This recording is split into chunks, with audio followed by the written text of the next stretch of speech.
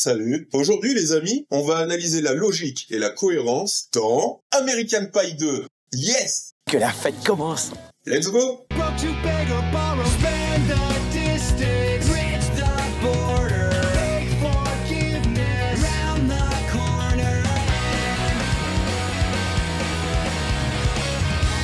Ok, American Pie 2 c'est un teen movie. Voici la recette. Et c'est la suite directe de American Pie 1, c'est logique.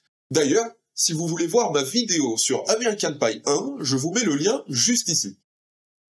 Vous savez ce qui est cool dans American Pie 2? Eh bien, c'est que l'on va retrouver tous les personnages importants du premier film. Ouais, c'est pas de la balle ça? Ouais, c'est de la balle. Et c'est ainsi que l'on va retrouver Jason Biggs dans le rôle de Jim. Et j'ai une énorme paire de couilles. Sacré Jim. Chris Klein dans le rôle de Chris Ostriker, alias Oz. Vous étiez sorti acheter le journal?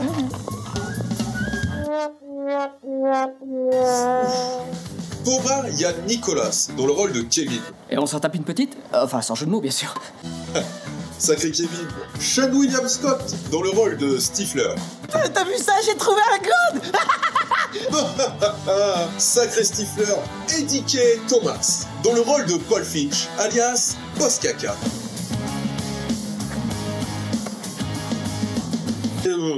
Ce personnage est bizarre. Paul Finch, téléphone, maison. Eh ouais. Et tous les autres, Michel, Nadia, Vicky, Jessica, Heather et même Sherman, le Sherminator. American Pie 2, c'est l'histoire d'une bande de 5 potes qui viennent de terminer leur première année universitaire et qui vont se retrouver pour les grandes vacances d'été. Bonjour l'été. Cependant, après un incident regrettable lors d'une teuf, On a nulle part où aller pour faire la fête. ils décident de louer une grande villa au bord du lac Michigan, Hé, les gars, on bouge, on va au lac. afin d'enchaîner les fiestas en toute liberté et passer les meilleures vacances de leur vie. C'est un palace. C'est un temple. Ils vont s'éclater les mecs. Ah, moi j'aimerais bien être avec eux. Dès le début du film, on retrouve Jim qui est sur le point de faire l'amour avec une amie à lui. On fait quoi? La totale. C'est celui-là? Non. Là. Oh, c'est celui-là. Ça y est, ça me revient maintenant. Où se cache-t-il, mon bras à moi? Oh non. Non mais... Non mais juste... Non, maman. Non, ma chérie, non, chérie. Et allez, Qu'est-ce qui se passe ici? Quoi? Nathalie! wouh, tout le monde est là, c'est la fête. Bonjour, je suis le papa de Jim, vous devez être le papa de la jeune fille. Bon, je résume. Jim et son amie Nathalie ont décidé de faire l'amour le jour où leurs parents doivent venir les récupérer et précisément à l'heure même où ils doivent arriver. C'est complètement con.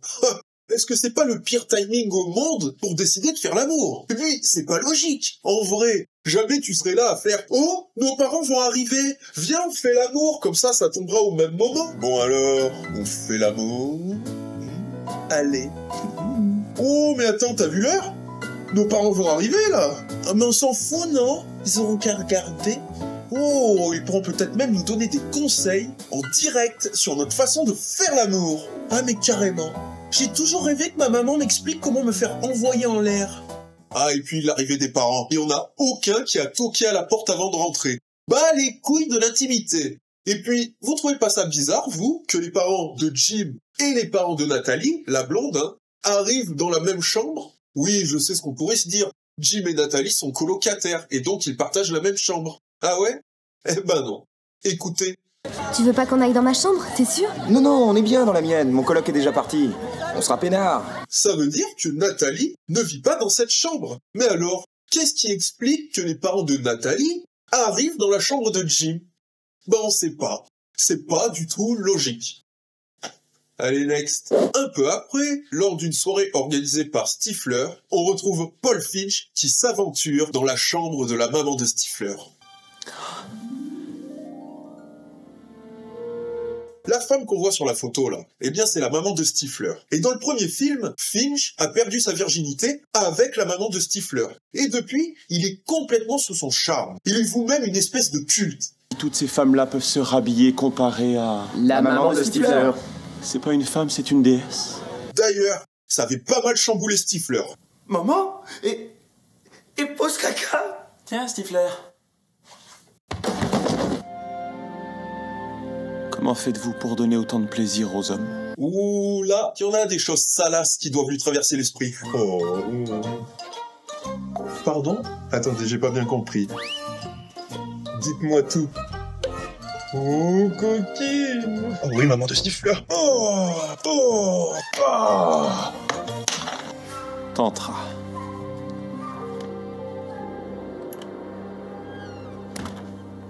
Pose caca, qu'est-ce que tu fous dans la piole de ma mère? Ouf! Là, il va se faire défoncer. Stifler, konnichiwa. Pars-toi de chez moi! Oh, mais il est taré! Je vais t'arracher ta gueule de fouine! Sérieux? Comment Stifler a fait pour le laisser filer, là? Non mais c'est vrai, ils sont face à face dans une petite pièce cloisonnée. Il y a à peine 3 mètres entre les deux. Et la sortie, elle est derrière Stifler. Non mais là, Finch, il est fait comme un rat. Faut pas déconner. Et puis, Stifler, pourquoi il est passé par le lit, ce crétin, là? Je comprends pas. Il est là pour faire du parcours? Ou pour attraper Finch?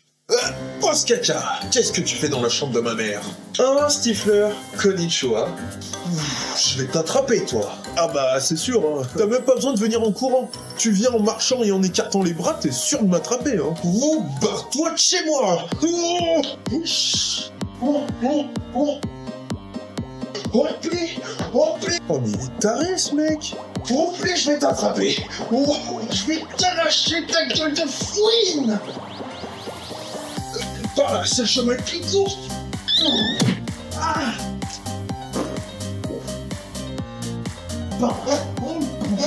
Je vais t'attraper. Je vais t'avoir pour le biche.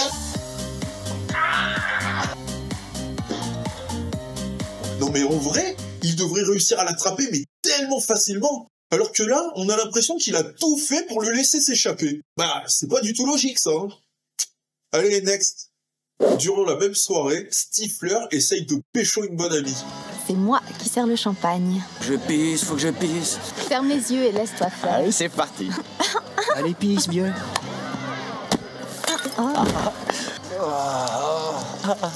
Oh, c'est chaud, mais tu t'es assise sur la bouteille. Je veux bien le croire quand il dit que c'est chaud. Allons-y. Merci, vieux. Christy? Oh, putain. Mine de rien, dans son malheur là, eh bien il a de la chance. Vous savez pourquoi? Parce que personne ne l'a vu se faire pisser sur la tête. La fille avec qui il était, elle est dans les vapes. Et John, l'asiatique qui lui a pissé dessus depuis le balcon, eh bien il n'a pas vu qu'il avait pissé sur quelqu'un. Donc, no stress. Personne n'en saura jamais rien. Il va pouvoir garder le secret bien au chaud, si j'ose dire. Où est Stifler? On m'a pissé sur la gueule. Oh mais je rêve là où il vient de se balancer de lui-même. Personne ferait ça en vrai. Ça va ternir sa réputation un peu quand même. Et c'est bizarre. Parce que Stifler, c'est un personnage qui accorde de l'importance à sa réputation. Il le dit lui-même dans le film. Pour commencer, tu passes pour un vrai bouffon. Et puis tu me niques ma réputation. Donc d'un côté, il se soucie de sa réputation, et de l'autre, il la flingue de lui-même. Pas du tout cohérent le personnage. Allez, next. Un peu après, on retrouve notre bande de joyeux lurons qui s'apprête à prendre la route direction la grande villa du lac Michigan. Pareil pour la Transamérica? Ouais, mais papa, on s'arrête au Grand Lac. Tu sais, c'est à 2 heures de route. C'est pas la Sibérie. Ah ouais! Fornicator, le comeback dans son hors-bord! Allez les filles, ouvrez vos écoutilles! Oh là là, ça m'a pas l'air très réglementaire de rouler comme ça. Jim et Finch, ils ont même pas de ceinture de sécurité. Et Stifler, mais c'est encore pire. Non mais là, si ça tape... Bon bah déjà, Stifler, tu peux lui dire au revoir, hein, parce qu'il restera pas sur le pick-up. Et Jim et Finch, ils vont prendre cher, les mecs, hein. Jim, est-ce que t'as mis ta ceinture? Ah non. Ok, bah t'es prêt. Paul Finch. Oh les gars, vous avez vu le ficus? Ouh, celui-là, il manque qu'à être arrosé. Finch. Oui? Arrête avec le ficus. Est-ce que t'as mis ta ceinture de sécurité? Non. Non, bon bah nickel. Et là-haut, t'es prêt? Oh ouais. Le fornicator sur son hors-bord. Parfait. On peut y aller, en toute sécurité. Non, franchement, j'ai un gros doute sur le fait que ce soit légal de rouler comme ça aux États-Unis. Donc je dirais, bah, pas cohérent. Allez, next. Un peu plus tard, Jim se rend à Tall Oaks. Tall Oaks, c'est un camp de vacances où on apprend à jouer de la musique. C'est le fameux stage d'été dont Michel parle si souvent dans le premier film. Une fois, au stage d'été, on a fait un jeu très bien. On fait tourner une bouteille et Rick Yang, j'ai été obligée de l'embrasser sur la bouche. Et puis une autre fois, on avait perdu nos partoches et on devait jouer un truc, personne l'avait appris. Ça me rappelle une fois, au stage d'été, on avait fait un grand feu de camp. Et c'était trop fun. Une fois, au stage, je m'étais enfilé une flûte dans la chatte. Si Jim s'est rendu à Tall Oaks, c'est justement pour voir Michel. Car dans le premier film, il a perdu sa virginité avec elle. Et là, il est venu lui demander quel a été le niveau de sa performance sexuelle. Une vraie question existentielle donc. Enfin, pour les mecs du moins. Tu te rappelles si moi j'ai été à la hauteur? Oh, t'as été Nul à chier. Mais comme les visiteurs sont interdits sur place, Michel décide de lui prêter un uniforme afin qu'il passe inaperçu et se fonde dans la masse. Hé, qu'est-ce que tu fais là? Ouais, cette cascade, elle m'a pas du tout l'air naturelle. Alors certes, il se cogne contre une cloche en métal, mais bon, ça va, c'est pas un truc de ouf non plus. Hé, qu'est-ce que tu fais là? Puis surtout, la cloche, elle est suspendue là. Elle peut donc faire un mouvement de balancier. Ce qui veut dire que, avec ce genre de mouvement, au moment du choc, ça va absorber une partie de la puissance. Non, ce qui aurait été plus logique, c'est que Jim se cogne mais qu'il reste debout. Vous voyez, et qu'il tangue un peu. Au lieu de me la jouer expert à 2 balles, eh bien, je vais tester cette cascade pour de vrai. Hé, qu'est-ce que tu fais là? Hé, qu'est-ce que tu fais là? Hé, qu'est-ce que tu fais là? Oh là là, ça va. Bon, ça gratte un peu, je veux bien le reconnaître. Mais je sais pas si ça valait le coup. Hein. Next. Combien? J'ai trop les boules. Ah, oui, voilà. Parce que c'est pitoyable. Dis-lui de se rendre à l'amphithéâtre. Non, mais attends, non, mais tu es Peter. Peter? Ouais, mais bien sûr. Peter. Oui, alors maintenant tout s'explique. Il faut y aller, bien sûr, là. Sacré mot, mais il y a toujours quelque chose.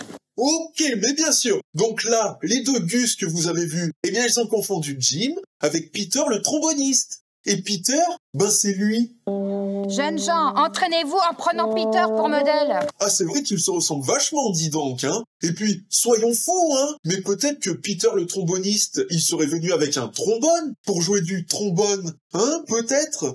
Non, Peter, non, c'est sur la scène que ça se passe. Allez, on l'applaudit, on l'encourage. Mais non, hein. Trouvez un mec qui traîne au milieu de nulle part, à moitié sonné, sans instrument de musique, avec un uniforme qui n'est visiblement pas le sien. Apparemment, c'est suffisant pour le confondre avec Peter. Il est un peu nerveux à cause du tract. Non, c'est du tract. Ouais, allez, mon grand, souffle. Un prodige mes fesses. Ok, donc là, ils ont toujours pas compris que c'était pas le bon gars. Pas du tout logique. Allez, next. Un peu plus loin dans le film, Kevin et Vicky ont une discussion au sujet du body count. Bon, on se racontait nos histoires, notre vie à la fac, pour qui on craque, avec qui on a couché. Alors, Vicky? Moi, il y en a eu un seul. Et toi, combien? 3. Ouh, dis donc, t'es un vrai tueur.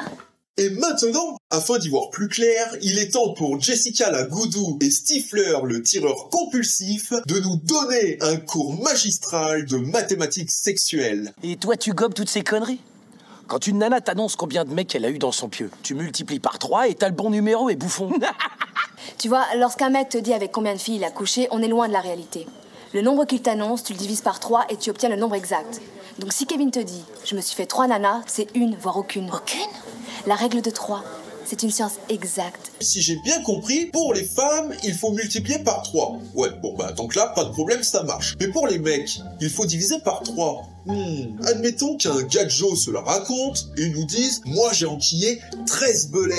Eh ben on va voir. 13 divisé par 3 égale... Oh, 4,33. Donc, d'après la règle de 3, ça voudrait dire qu'en vrai, le mec, il a couché avec 4 femmes entières, plus un tiers d'une autre femme. What? Ouais, mais quel tiers exactement? Le tiers du haut, le tiers du bas ou le tiers du milieu? Ouais, et bien, cette règle de 3, elle est pas très logique d'un point de vue mathématique. Enfin, pour les mecs du moins. Allez, next.